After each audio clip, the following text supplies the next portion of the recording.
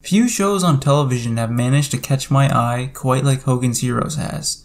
For a show that came out in 1965, Hogan's Heroes is filled with both suspense and humor.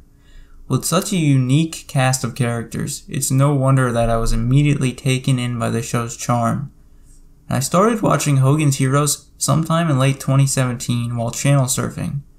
I had heard of the show through a few references in other shows such as Family Guy a few times before, and since then I've seen every episode at least twice.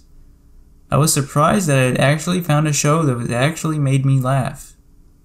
And if you've never seen Hogan's Heroes, the premise of the show is that there's a group of prisoners of war, all airmen, who had been captured by the Germans during World War II. This group of men is led by the senior POW, Colonel Hogan, of the United States. Together, they plot to sabotage and obstruct the German war efforts in their own homeland. Whether it be passing off vital information to the Allies back home or destroying missile prototypes. The gang may seem harmless on the outside, but in truth, they can be as cold-hearted as they need to be. The cast of Hogan's Heroes is the most unique I've ever seen. The main protagonist is of course Robert Hogan. He is not only a cunning leader, but also a mastermind. His ingenuity has led his team to many successes. He is both patient and careful. He knows exactly what card he needs to play in order to win. He is able to utilize the talents of his men to their fullest potential. His men consist of people like Newkirk, the Brit. Newkirk is the group's con man. He is proficient in pickpocketing, safe-cracking, as well as many other sleight-of-hand type skills. Next up is Carter, the American. He can be a little outlandish, but he's the group's explosive expert. Whenever Hogan needs anything chemical related, Carter is his man.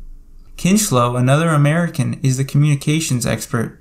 Kinch is responsible for contacting the underground group of allies who relay information between the allies and Hogan's crew.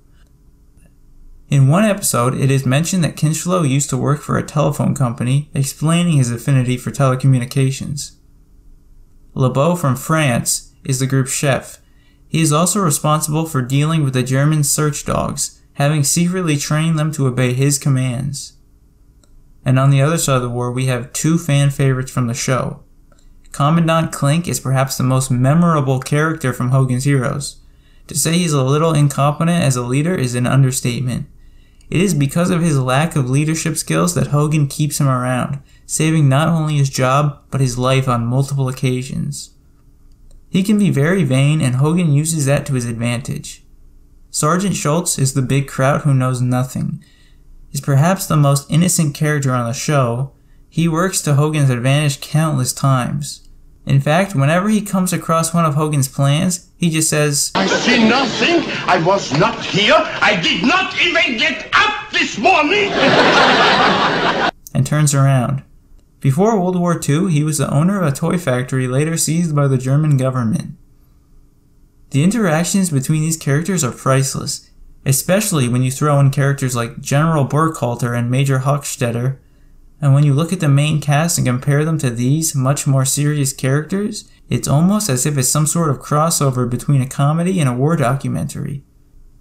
And I know I was only about 52 years late to the party. I mean, my parents watched the show when it was originally airing, and even though the show is from a whole nother generation, I find every moment of it relevant and entertaining. There isn't a single episode of the show that I don't like. There's nothing grotesque, no gore, no idiotic political messages, just old-fashioned, genuine comedy. I'm really glad I found this show, and I hope that you all give it a try as well.